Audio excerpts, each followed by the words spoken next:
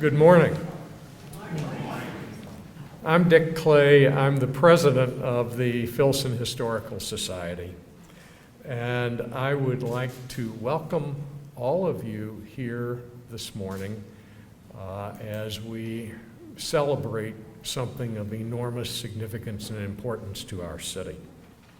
Thank you for joining us for the third edition of the St. James Court Art Show print series, A Sense of Place Unveiling. Since 1957, the St. James Court Art Show has been held in the same historic Old Louisville location on St. James Court and surrounding streets. Now, 66 years later, the St. James Court Art Show attracts over 650 artists from over 46 states and Canada, and it is the longest running show of its kind in the United States. The St. James Court Art Show attracts some of the finest artists and craftspersons in North America, receiving about 4 times the number of applications for the available exhibit space. The cultural impact on our community that is being presented with such a unique opportunity to see and purchase work from such talented artists is really, really significant. And the Filson is thrilled to be such a special part of our community. And it's, I don't know, what rebirth is this for Louisville? But it's a rebirth, it's a renaissance. We think of the Filson as the gateway to the St. James Court Art Show. And we're pleased to again host the St. James Court Art Show print unveiling. Now I'm pleased to introduce the entrepreneur, the creative genius, Howard Rosenberg, Executive Director of the St. James Art Show. How was that for an introduction?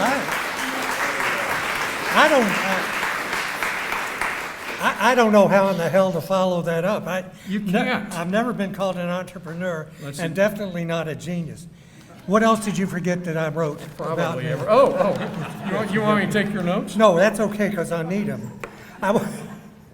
Thank you all for coming out, and I want to thank Richard and all the staff of the Filson for making this event happen. And in particular, Julie James, who I worked with almost 3 years ago, when we started talking about what a partnership with the Filson would look like. And as Richard said, the Filson is the gateway to the art show, and for many of us, it's the gateway to Old Louisville. And it's an important part of Metro Louisville and an extremely important part of Old Louisville. You know, as Richard said, this show started in 1957, and who would have thought that 66 years later, we'd be here celebrating this art show. And you know, this, if you think about it, this is the first time that we've been here in person since 2019. And we are really glad to be here at the Filson. Now, you might want to know what's happened in terms of the art show since we haven't been together. Let's see, we were named the #1 fine art show in America for the decade 2010 to 2020.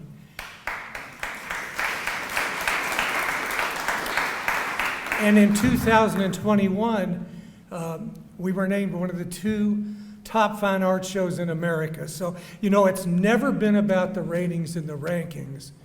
What we try and do is put on an art show, not only that the Old Louisville neighborhood can be proud of, but that Metro Louisville can be proud of.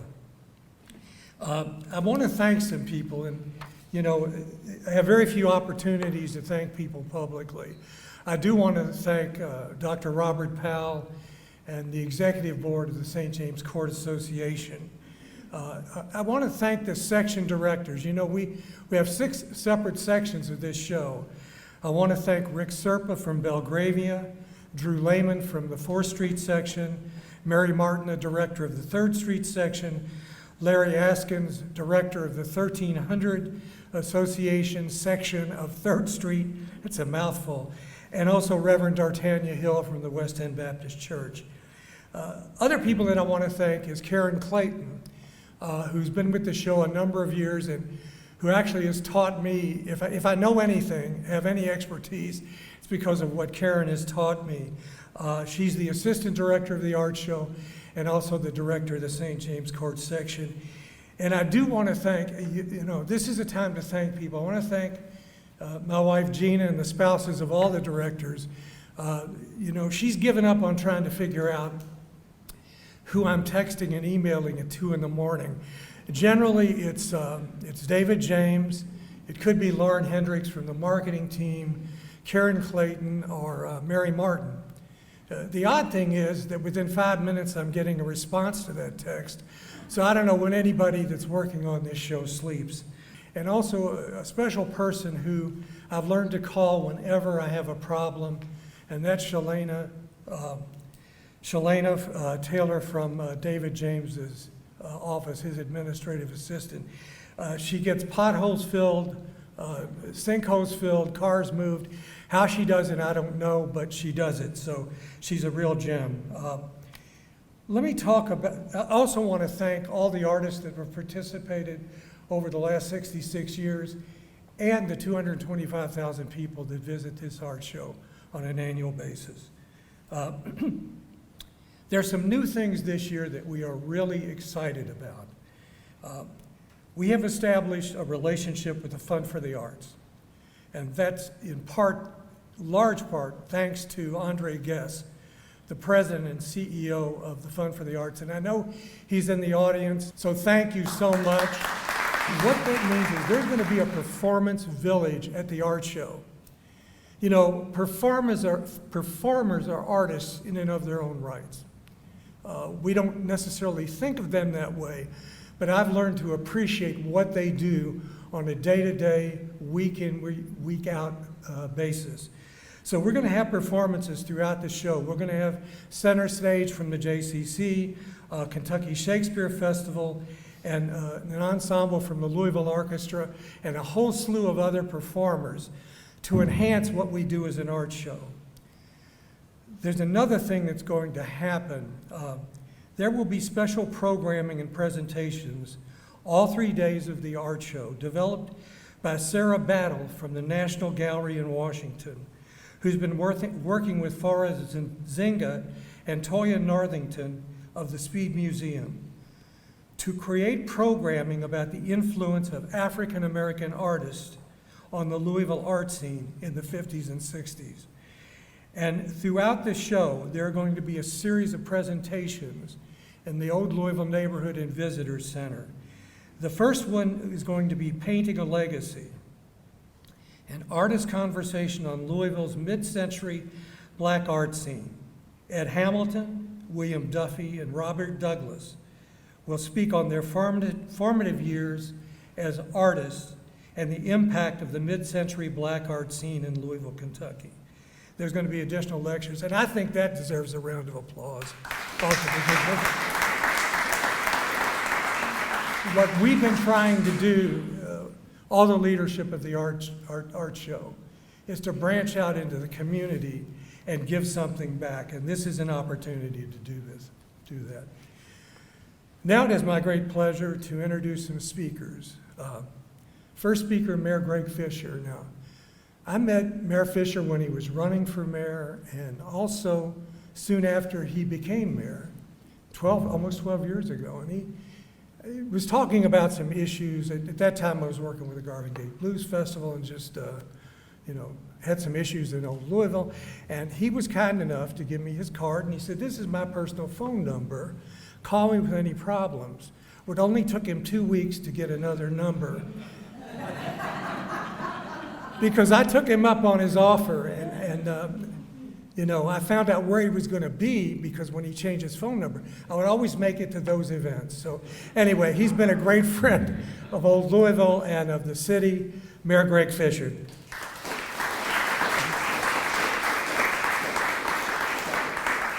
Thank you, Howard. I actually didn't change my phone number. I blocked your number. Howard's one of those rare guys that you're an unusual Renaissance man. I mean, what he pulls together with the music and the arts and the way you make people feel better is just a real extraordinary combination. So our city really owes you a debt of gratitude. Thank you. Let's give it up for Howard Rosenberg. I want to thank the Filson, too, here as well. I mean, this architecture of this expansion, I was telling Dick earlier, it's like a fine bourbon, it just ages so well. Roberto and Ross, Primer and De Leon, local architecture firm, does work all over the country. I think everybody knows that, but they're so talented in what they do. So I really like to brag about the Filson and all the many great things it has going on here, and the architecture of this building is just extraordinary. So here we are. It's been a couple years to really unveil the new art or print in a way that it deserves to do so. But one of the things that's really exciting now, we're kind of, yes, the pandemic is kind of still here, but not the way that it was here. And so to see our community coming back in full bore with full energy and all these great traditions that we have is really wonderful. And oftentimes you don't know how much you miss things until they're impacted the way that they were. And clearly they have a impact on the psyche of a community and a psyche of a country when people are disassociated and apart from each other, because this kind of binding that we do around festivals like this is so important for us to really cement our identity and our authenticity of who we are as a city. And I don't know if there's any event that does it quite as well as the St. James.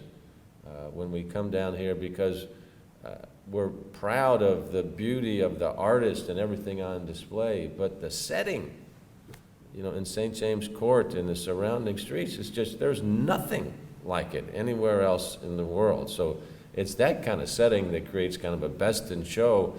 And when you talk to the artists, they're feel it's an honor to be here exhibiting amongst all of the beauty in the neighborhood. So we're so blessed in Old Louisville with our Victorian mansions in our neighborhoods, and we put it on full display on this weekend, and it's just so much fun as a citizen and as a mayor to participate in this event and just see everybody smiling and feeling really good about being in Louisville. It's been a great summer in Louisville for art. The Van Gogh exhibit downtown has just really pulled in people, not just from our city to enjoy it, but people from all over the country as well. And that kind of immersive experience reminds us that, art can always be changing. And Van Gogh had no idea, obviously, there'd be an immersive exhibit back in the day like there is right now. But I've heard from people, young and old, that have just been so delighted by that experience. Our cultural pass that we introduced about probably 11 years ago in the city has just exploded in ways that we dreamed about. But the cultural pass was created so our kids in the summertime that didn't really have access or couldn't afford to go to our cultural institutions was a pass so that they could go. And we put it in place for summer learning loss, but also equitable access. And that has just really blown up over the past couple of years. We have over 65 different experiences for them right now, and the use of the summer pass is just something we should really be proud of. And we're exposing our kids at very early ages, and kids that hadn't been exposed oftentimes, to the arts, to our museums, to our sciences in a way that I hope will create the next Van Goghs, the next Howard Rosenbergs in our community. So it's that kind of, it's that kind of exposure that's important. Now, for this event, I was asked to talk a little bit about the economics of it, because that's always a bonus. And if passed as prologue, we will draw at least 250,000 people or so to Old Louisville during this time period here toward the end of the month. 650 artists from 46 states in Canada. Average sales for the artists are about $2.5 million a year.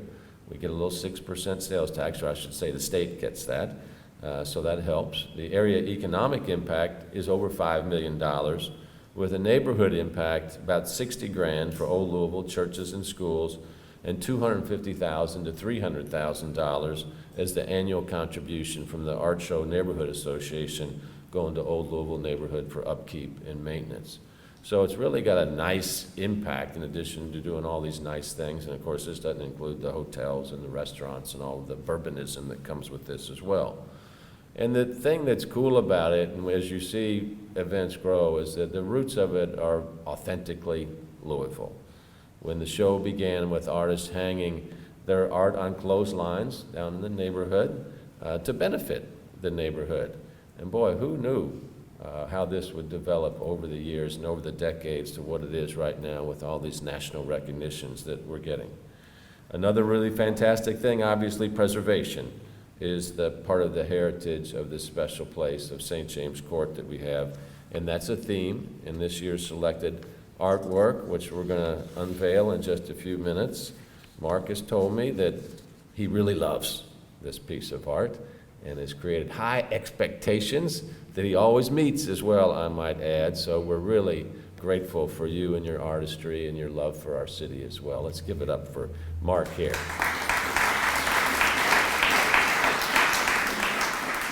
So lots of great ripple effects here, benefiting over 50 community organizations as well. And of course, the real magic is it pulls us all together. And when we're all together like this, we can celebrate our commonality and our common humanity in these times where it's a little tested right now. And I think as a city, we can be one of those outliers to say, this is how we work together, all of us. And really appreciate that opportunity to showcase the specialness that we have here in our great city. So congratulations to everybody. Thank you very much.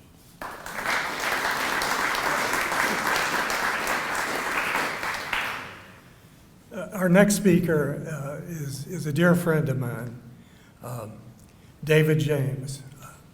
The only issues that David and I have is that on most occasions where I attend, he wears the U of L red shirt. Now, I was born in Louisville and love Louisville, but I went to UK and had a lot of fun there, so I'm a UK basketball fan. He threatened to wear a U of L suit today. Luckily, he didn't, so I don't have to say anything negative, but he is really, he's really been wonderful in terms of supporting Old Louisville and the district that he represents. And we are extremely pleased and honored that you're here today, but also just so happy for the work that you do day in and day out. So my good friend, David James.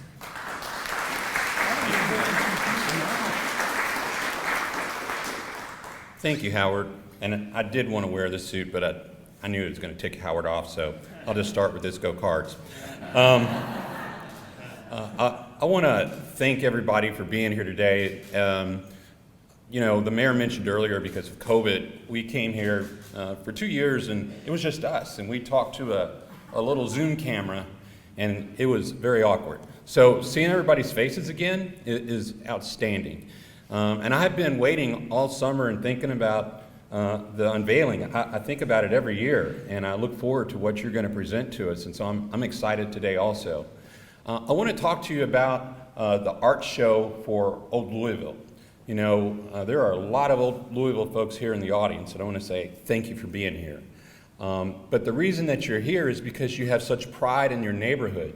There are very few neighborhoods in our city where I see so much community involvement, so much pride, and belief in people and in neighborhoods and in each other, and the love that we have for each other, even though sometimes we bicker, right? It's like a big family. And so what the art show means to the folks of Old Louisville is that 250,000 people or so are going to come here and socialize with each other, and they're going to visit some of the Victorian homes, and people are going to bring them Kool-Aid, lemonade, and they're going to talk, and it's just going to be a great time. And so that's something special for our city. And so I can't say how important it is, because when I think about it, there's only 2 events that I really know of that JCPS closed the school for. That's Oaks Day, which they call in-service training, and the art show, the St. James Art Show, which they call in-service training. But it's because the teachers weren't going to be there, so they had to. But that means that we here in Old Louisville have such a special event that we all have put together for this special time that we do the first Saturday of October every year. And Howard is dedicated to that cause. And he does text me at 2 o'clock in the morning and say, what about that pothole? Or you said the street was going to get paved. And so, Mayor Fischer, I want to say thank you. I had promised everybody that the St. James Court would get paved before the next art show, and Mayor Fischer made it happen. So thank you very much, Mayor Fischer.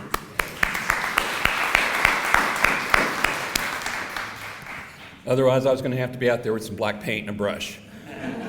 But other than that, I really want to say to everybody, it's been an honor. It is an honor to represent District Number 6, and especially Old Louisville.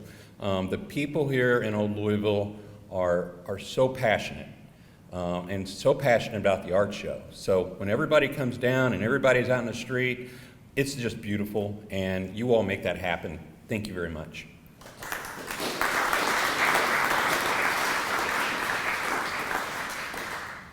Now we can turn our attention to one of the main reasons we're here, and that's the unveiling of the art show print. Now I know Mayor Fischer mentioned that the art show started in 1957. One of the founders or creators of the art show was Malcolm Byrd, who is the uncle of our esteemed artist. You know, Mark and his uncle Sonny did the first art print in 1981. And over the first few years of the art show, Sonny and Mark Byrd created some of the greatest art prints that we've seen. Then Sonny did some, then Mark did a couple. And then 3 years ago, we came up, and Mark really came up with this idea, this is a sense of place. And what we were trying to do was through artwork, show a history of the show. So the first print was the home and the porch where the art show was actually created by Ethel DuPont and Malcolm Byrd. And the second one was a look inside Malcolm's home and some of the important pieces that he had collected over the years.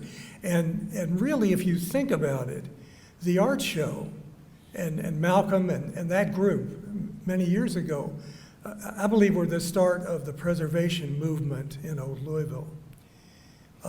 What you're going to see today by Mark Byrd, renowned watercolor artist, is what I believe, and I have every print that's been done since 1981, and I can say with confidence that I believe this is the best, the finest, the greatest art print that's been created in those many years. I hope that I haven't set you up, but my dear friend and artist and friend to the art show, Mark Byrd.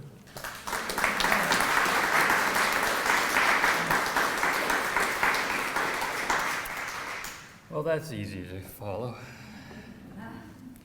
So, good morning. As it is said, I am Mark Byrd, and it is, again, such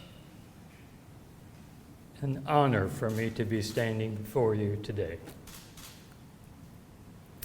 As a native Kentuckian and having grown up in and around the St. James Court Art Show, I have always had a soft spot in my heart for this magical place.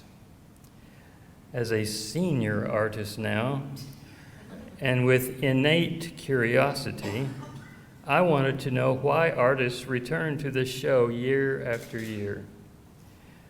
So I went about seeking answers.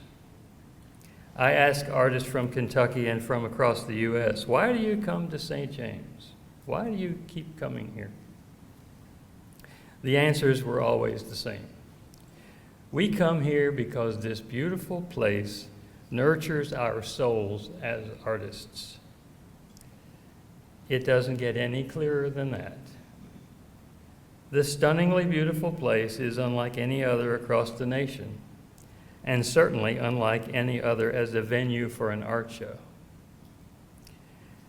So this print collection, entitled A Sense of Place, aims to capture the inherent beauty and cultural significance of this magical place. And I am thrilled beyond words to make a contribution. If you would permit me, please, a short memory from my childhood. So there I was, a small boy of 6 or 7, enjoying the holiday festivities with my family at Uncle Malcolm's house at 1436 St. James Court. He walked over to me and took me by the hand, and we walked into the kitchen. He opened the cabinet door under his sink and asked me to flip a switch.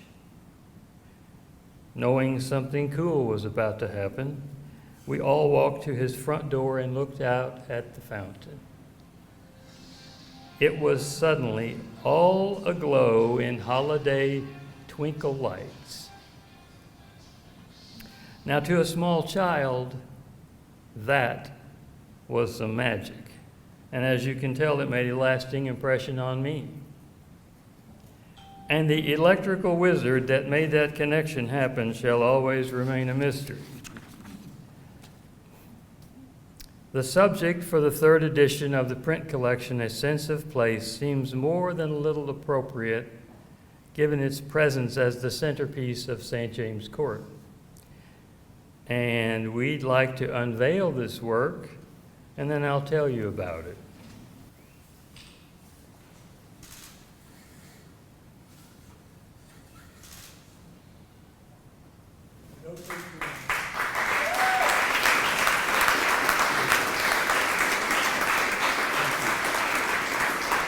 This print, like the other 2 in our collection, is limited to an edition size of 100 pieces, with all the archival qualities you would expect of a Giclée fine art reproduction. The cost is $200, and my friend Karen Clayton has already started a list. If you'd like to reserve your print, please see Karen. The print will also be available at the art show's website, stjamescourtartshow.com. That's stjamescourtartshow.com. And Karen's email address, if you want to flood her with orders, is kclayton@stjamescourtartshow.com. I'd like to thank you for being here today. And thank you to my friends at the St. James Court Art Show for your trust as we continue to use fine art to announce our beloved art show. Thank you to our friends at the Filson Historical Society for hosting this event today and for this wonderful partnership we have embarked upon together. Also, a thanks to my lovely wife of 45 years next month, Janice, for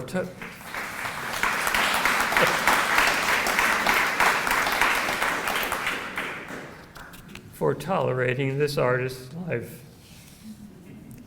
And finally, I'd like to invite all of you to the 66th Annual St. James Court Art Show, September 30th to October 2nd. Thank you very much.